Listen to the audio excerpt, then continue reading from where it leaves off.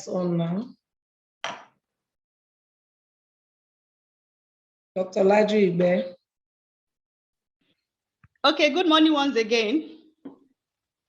Can you hear me? Yes, we can hear you. Yes, we can. Okay, thank you. So this morning I'll be talking on I'll be doing the introductory part of the gender workshop. And basically what I'll just be taking the concepts and different definitions in order to introduce us into what gender is all about. So mostly when you hear the word gender, what comes to the mind, most people's mind is sex. They think about male or female. If I should ask people now, maybe 80% or more of the people will say, when you hear gender, you think of female, either male, what's your gender? Male, female. But that is not what gender it's all about. There is a difference between when you talk about sexes and when you talk about gender. Sex refers to biologically defined and genetically acquired differences between male and female according to their physiology and reproductive capabilities and potential. That means sex is more about the X and the Y chromosomes, and it is universal and mostly unchanging, at least before. Though now people can decide, we can wake up one day and say, I don't want to be a male again, I want to be a female. So it is universal, at least without surgery. However, gender refers to the economic, social, political, and cultural attributes and opportunities that are associated with being women and men. It is a sociocultural expression of particular characteristics and roles that are associated with certain group of people with reference to their sex and sexuality. So when it comes to gender, it's not just about male or female. It could be a youth, it could be a young man, an older man, a young woman, an old woman, a widow, a youth, a child, and the rest of them. So gender is more than just female or male. And it is based on whether they are male or female. It now differentiates them into other types of what type of male, what type of female. And the main differences between sex and gender is that sex is biologically determined. Like I said, it's based on whether you inherit the Y or the X chromosome from your parent. But gender is socially constructed. So it is about the social cultural culture of a place. Somebody can be termed as a young woman in a place. Maybe they can say a young woman is somebody who is between age 14 and age 18. However, in another place, a young woman, somebody who has given birth to a young woman. So when you have a 15 person that has given birth to a child in that place, the person might not be termed as a young woman again. So it's influenced by the socio-cultural aspect of a place. And then sex is determined biologically, while gender influences socio-economic activities and opportunities. Even all females, they are not all entitled to the same opportunities. So for example, in some places, if you are not married, a woman that is not married will be looked down upon. But even a young girl that is married, it might be accorded some respect that an older person who is not married might not be accorded. Then sex is universal, like I said, it does not change, though nowadays people can decide to change. And then gender differs across region and changes over time. So what is accepted at a particular point for gender as a young woman or a young man might change. It might say, okay, from now it is age 13 to 21 that is now a young man. So it changes over time and across regions. The next slide, ma. Okay. So gender can be defined as a social construct of prescribed roles, responsibilities, expectations, characteristics, behavior, rights, privileges, and exclusion that are assigned to people based on their multiple identity. So because we are now talking about multiple identity, so it's not just about male or female. The multiple identity include age.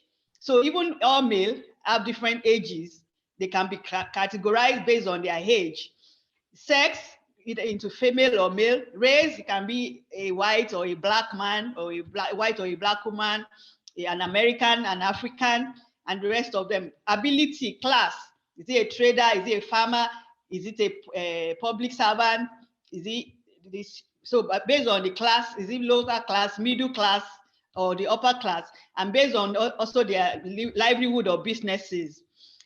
all these identities, gender identities, are relevant to project design, delivery, monitoring and evaluation, and impact assessment. So we need to look at all these gender when we are designing a particular project in order to know who are the people that will benefit, or who are these people that this particular project is relevant to.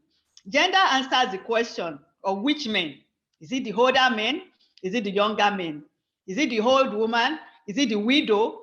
Is it the youth? Is it the trader or the farmer? Or is it the professional lady or the professional man or woman that we want to target with this particular project? So gender answers that question. Which man, which woman? So it's not just about, is it a man or is it a woman? So that leads us into what we call gender analysis. And this involves collecting and analyzing sex disaggregated data and other qualitative and quantitative information. So you analyze data based on sex, but into the different multiple identities. What is it according to age? Is there an influence on the age? Will the age of the person influence the particular project that is being done? Will this project be acceptable by people of a particular age? With people of other age not really accept the project? So it involves analyzing that to know how the project will influence them. And gender analysis organizes and interprets in a systemic way information about gender relations to make clear the importance of gender differences for achieving development objectives. So gender differences will make people to accept different projects in different ways. I remember that there was a time when we had one of these gender courses, there was an instance that was made that they decided to build a borehole in a particular community. And they were like, it will save them from going to the stream to collect water, the long distance to the stream to collect water. But the gender group that usually goes to collect water, they are the young women, and they will play along the road as they go to the stream and everything.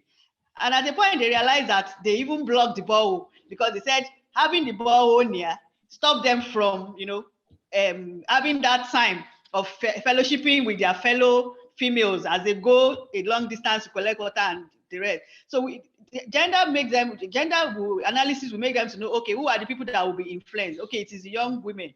What can we do? What do they think? Ask them what they want and put what they want into consideration in doing that particular thing. Or maybe this thing, it is more of the men who prefer this and the women will prefer this. There was an example given on even beans or something. The women want the beans that is sweet and will cook fast. The men want the beans that will produce more seed and get them more money. So they need to put all this into consideration in any project, so that at the end of the day, it will not be that that project will not really perform what it is expected if it is not accepted by the community or the society. So that leads us into assessment. So gender assessment examines how a project addresses and responds to gender disparities and inequalities through its objectives, activities, and policies. So it responds to two questions. Gender assessment responds to two questions. One, how will the different roles and status of men and women within the community, political spheres, workplace, and household affect the project to be taken? Will it be accepted would the project only favor the political class? Will it be affected in the workplace? With people who are in the household, will they accept the project? And the second question it will answer is, how will the anticipated result of the project affect men and women differently? How will it affect the older women? How will it affect the young women? How will it affect the young men? How will it affect the elder men? How will it affect the youth and their relative status? So that will now lead us to what we term gender equity. Equity is the process of being fair to women and men. And in order to ensure this, sometimes we say women are at a disadvantaged level, sometimes. And in order to ensure fairness, measures must be taken to compensate for historical and social disadvantages that prevent women and men from operating on a level playing ground. For example, I used to tell people, if you are a working class woman and you give birth, whether you are, for example, if you are a researcher, you have a child, it slows you down by at least 2 years. So what your male counterpart will attain in that 2 years, you will have lost it. And that's why you see some fellowship and grants, even when they want to give out application, sometimes they make the women, they might say, okay, it is for people who are, for male, not more than 35 years old. They might say for female, up to 40 years old. That's just trying to take care of maybe that gap that might have been encountered by women in the course of their career, maybe as a result of childbirth or one thing or the other. So that's about equity. Equity is justice in that it provides people what they need. So if this person has lost 2 years in the course of a career as a result of giving birth, okay, maybe the person has had 2 children, okay, let's have like 5 years for the person to make up. So that's about equity, trying to make up for the disadvantages that one particular group or the other might have. So that takes us to gender. It's okay. Can we go back? I'm supposed to be on gender equality. Good. Okay. So it takes us to gender equality. And this is the state or condition that affords women and men equal enjoyment of human rights, social valued goods, and resources. Like when you go to some places, for example, a woman that is not married, even if she's 40 years old, they might say you are not entitled to some things because you are not married, you are a single woman. But if a 20-year-old woman is married, they might give the person that opportunity because this person is married. This person is termed as being responsible. Or a young man too, at 30 years old that is not married, or at 35 years old, might be termed not responsible. But a 25-year-old that is man that is married may be taken as, oh, this person is responsible, we can give him more role. So it is a state that affords men and women equal enjoyment of human rights, social value, opportunities, and resources. So they don't look at all that. And it is fair. Gender equality is fair in that everyone gets the same services, opportunity with the main goal, which is equality of outcomes. So whether you are married, whether you are young, whether you are this, as long as you have that capability to do that thing, let's give everybody equal chance to try their hand and see what can come out of it. So that now leads to gender integration. And it refers to strategies that are applied in project assessment, design, implementation, and evaluation to take gender norms into account and to compensate for gender-based inequalities. So I've mentioned some gender-based inequalities that we have. So gender integration is now about how do we take all those things into consideration so that when we are formulating our particular project, all those things will be taken care of and everybody will benefit from the project. So that leads into what we call gender mainstreaming. This is a process of incorporating a gender perspective into policies, strategies, program, project activities, and administrative functions, as well as into the institutional culture of an organization. So it's a process of not just saying male or female, not just looking at this, but looking at the different groups of male, what's female that is needed into the project. So it's about taking gender into perspective. Okay, we need young people also to take the part of a project. We need the older people. We need the young men. We need the young women. We need even in administrative functions too. There is the need to look at it. Can the person perform the activity? I remember there was one time when there were supposed to be 2 people to head a particular project and a particular unit or section. And then the person at the top said, well, I know the best 2 people to handle this are females, but I cannot have 2 females because, you know, some people also associate some things with females. They do this, they do that. So all those things have to be taken into consideration, even in the institutions, our institution, administrative functions. Don't let us just look at, oh, is the elderly people that have more wisdom and the rest of them. Let's involve everybody. Sometimes the young person can bring us an idea that an older person might not even be able to bring out. So gender mainstreaming is about incorporating the gender perspective into strategies so that we are sure that everybody is taken care of in that particular thing.